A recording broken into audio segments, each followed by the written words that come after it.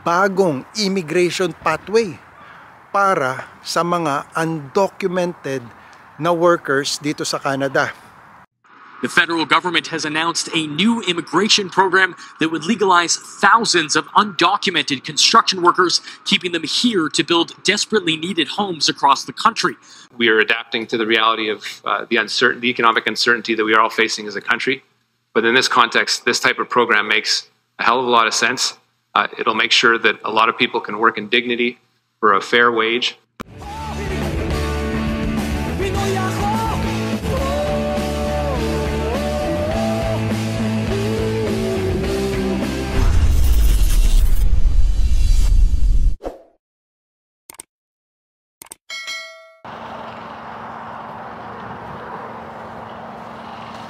Magandang araw sa inyo mga kababayan, at mataas ang araw ngayon dahil tomorrow mag-a-adjust na ang oras because of the spring forward.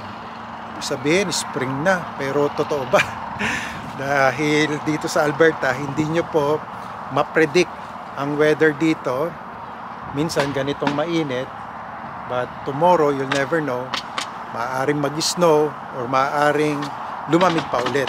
At ipapasyal ko kayo ngayon dito sa aming neighborhood. Kung mapapansin nyo, itong likuran ko ay meron pang construction. At actually, sa likuran nito ay may mga kino-construct na mga bahay dito. Kasi bagong community ito eh. Kaya samahan nyo ako at ipapasyal ko kayo dito. Ayan o. So, makikita nyo dito sa likod nitong tractor na ito ay may mga nagko-construct ng bahay oh. Tapos itong loting ito bakante pa, wala pang bahay. Now, dun sa kabila naman makikita nyo yung mga bahay dito na ipapakita ko sa inyo. Ito oh. Kasi yung bahay dito mabilis lang mai-construct eh. Parang ano na to, precast. Yun ang tawag doon, precast na ito. Parang kahon-kahon lang mga kababayan. Tapos mapapansin nyo na parang halos pare-parehas ang itsura ng mga bahay dito. Maputik pa sa lugar na ito dahil hindi pa finished yung mga front yard. Pag bumili ka kasi ng bahay dito, hindi pa finished yung front yard. Ikaw ang magfa-finish niyan. And usually, it takes about a year bago talagang mabigyan ka ng parang certificate. Kasi meron pa tong i-check pa ito eh. Para i-approve ng city kung pwede ka nang magpa-finish ng front yard. Ayan o, nakikita nyo sa background ko. Minsan, ang pinagkaiba na lang ng mga bahay dito, number na lang. Pero yung loob ng mga ito, halos pare-parehas yan. Ayan o. And the reason why I am touring you right now is because of this latest na announcement. Last Friday lang, fresh na fresh, yung announcement na ito ni Immigration Minister Mark Miller about sa bagong immigration pathway para sa mga undocumented na workers dito sa Canada. And specifically, dun sa mga nasa construction. So, nag-open ang immigration ngayon para mabigyan ng proper documentation para maging permanent resident yung mga undocumented na mga construction workers. And tinatarget nila ng 6,000 ang mabibigyan nila ng papers para legally makapagtrabaho na sila dito sa Canada. At ito, babasahin natin yung news article about that announcement and ipapapanood ko din sa inyo yung video nung news about this latest announcement, latest update nga tungkol sa mga undocumented workers. Kaya kung kayo ay undocumented worker at nasa construction industry kayo, eto yung pagkakataon nyo para makapag-apply for this opportunity para mabigyan kayo ng legal status at maging permanent resident kayo dito sa Canada.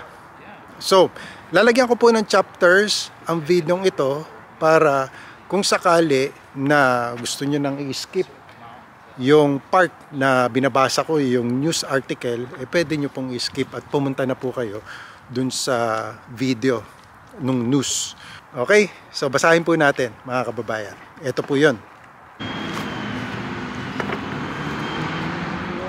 Lumipat lang ako ng pwesto para makaupo ako at mabasa ko sa inyo yung news article. So, ang sabi po dito sa news na ito, sa CTV News ito, mga kababayan, medyo may maririnig kayo sa aking background ng mga nagko-construct pa kasi, yun nga, sabi ko sa inyo, itong community namin ay bago pa lang at maraming kino-construct ng mga bahay dito. Thousands of undocumented construction workers to get legal status in Canada. Thousands of undocumented construction workers will be able to apply for legal status in Canada under a new immigration pathway. In a Friday announcement, Immigration Minister Mark Miller said up to 6,000 undocumented workers will be accepted to combat Canada's housing crisis and fill severe labor shortages in the construction sector. Kasi meron nga pong pangangailangan or may kakulangan ngayon sa construction sector. We're reserving space for up to 6,000 undocumented workers across the country to participate in a new construction pathway that will help bring these workers up from underground into the light, Miller said at a news conference. Some of these workers, Miller explained, came to Canada legally but continued to work here after their status has expired. Kaya na out of status po sila kasi na-expire na yung kanilang work permit. These workers, often called undocumented or out-of-status workers, can be in precarious positions, exploited by their employers, exploited by other actors in society, and forced to work for lower wages and take unsafe jobs and aren't treated with dignity. Ito po talaga yung realityng mangyayari kung kayo ay undocumented worker dito sa Canada. Gumawa nga po ako ng separate video prior to this tungkol doon sa buhay ng TNT dito sa Canada. Kung di nyo pa po napanood yung video yon, nandito po mga kababayan, panoorin nyo na lang po. Yan po yung thumbnail and ilalagay ko rin po yung link dito. Panoorin nyo po yan. The immigration minister also seemed to push back against the notion that such migrants were being rewarded for overstaying their visas to illegally live and work in Canada. And ito po yung sabi niya, I want to be clear, no one should stay longer than they're legally allowed in Canada, Miller said. Those who do may face serious consequences, but it would be shooting ourselves in the foot to ask people that are working in these critical infrastructure projects to leave when they've been contributing to Canada. So, eto, pwede nyo pong basahin yung kabuuan ng news article na ito.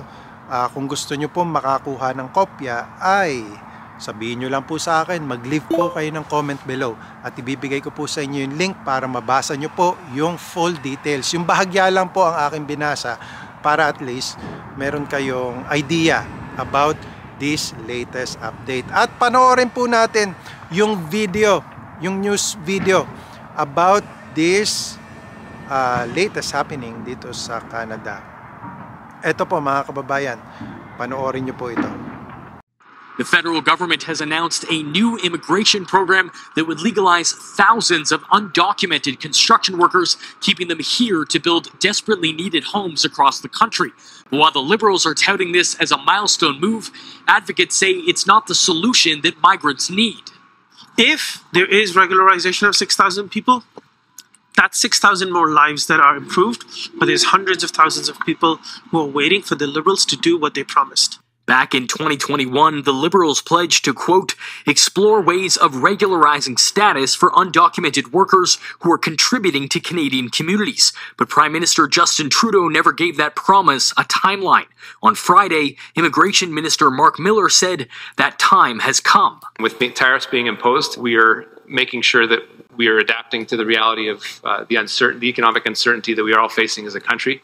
But in this context, this type of program makes a hell of a lot of sense. It'll make sure that a lot of people can work in dignity for a fair wage. But that opportunity will only extend to construction workers, and details on who will actually qualify haven't been released.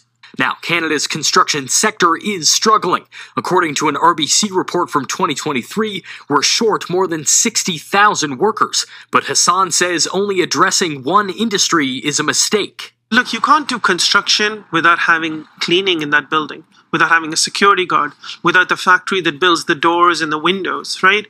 You can't just pick one sector because all of these sectors are integrated.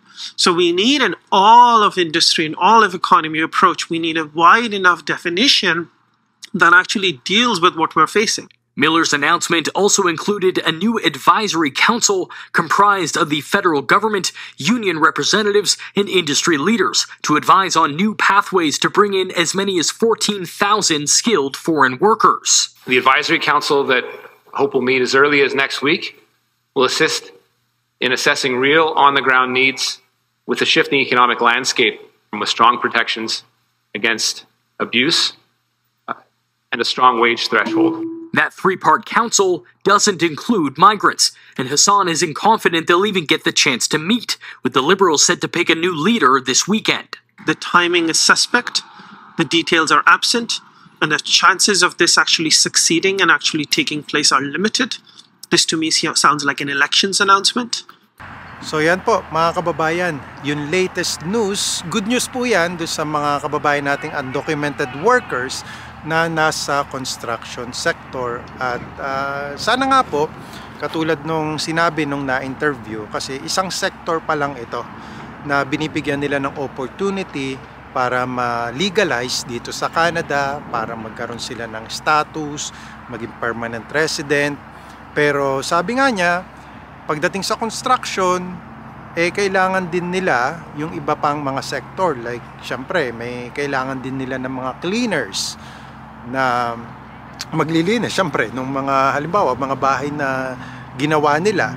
And yung mga other sector pa na binabanggit niya. But this is the first move para at least mabigyan ng pagkakataon yung specific sector na ito, and hopefully nga mabigyan din ng pagkakataon yung iba pa. At so yan po yung latest mga kababayan. For more information, more updates po tungkol sa mga latest happening dito sa Canada, please stay tuned to my channel. And that's it for me today. I hope you like this video. If you do, please give it a thumbs up, and as always, more videos to come. I will see you, God willing, on my next video. Samahan nawa kayong parati ng Panginoon sa inyong pang-araw-araw na buhay, at magandang araw po sa inyo lahat.